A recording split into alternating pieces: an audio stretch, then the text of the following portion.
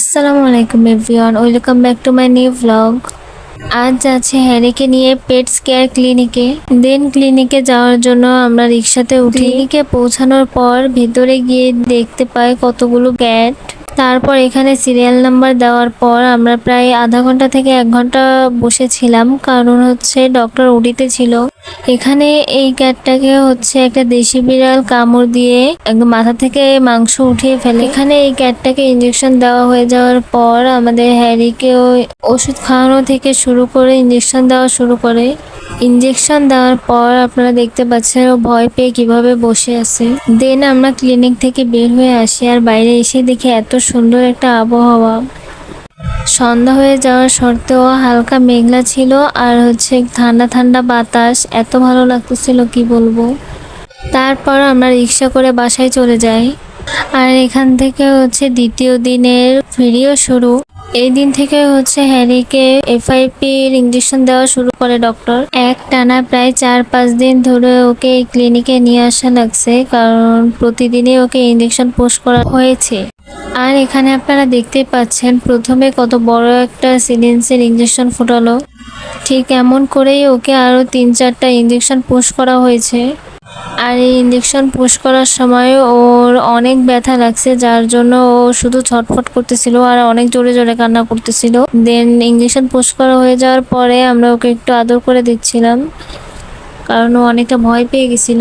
তারপর আমরা সেদিন ওকে নিয়ে বাসায় চলে আসি। তারপরের দিন আমি আর আমার খালাতো ভাই আবার ওকে ক্লিনিকে নিয়ে যাই। তারপর ক্লিনিকে পৌঁছানোর পর আমরা বেশ কিছুক্ষণ বসেছিলাম, আর সেই সময় আমি মনে মনে চিন্তা করলাম যে না, একটু দুষ্টুমি করা যাক, তাই ওর চুল টানতেছিলাম আর কি। এইভাবে ওকে ডিস্টার্ব করার পরেও ও সেই গেমটা নষ্ট করলো না, তাই আমি ভাবলাম এবার আমি ওর গেমটাই নষ্ট করে দেবো।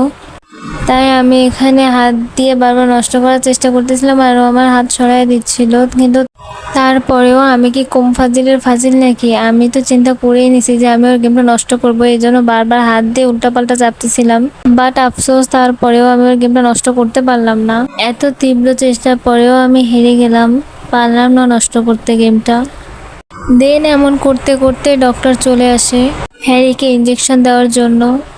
তারপর ডক্টর আমাকে বলে যে ওকে শক্ত করে ধরতে। আমি বলছি যে না, আমি পারবো না, কারণ ও যদি একটু জোরে চিৎকার করে তাহলে আমি ওর হাত ছেড়ে দেবো, আর তখনও ব্যথা পাবে, তার চেয়ে আপনারাই ধরেন। তখন ওই ডক্টর আরেকজনকে ডেকে আনে। এই ক্লিনিকের ভিডিও এই পর্যন্তই শেষ, কারণ এরপর আর আমি আর ক্লিনিকে কোনো ভিডিও নিইনি।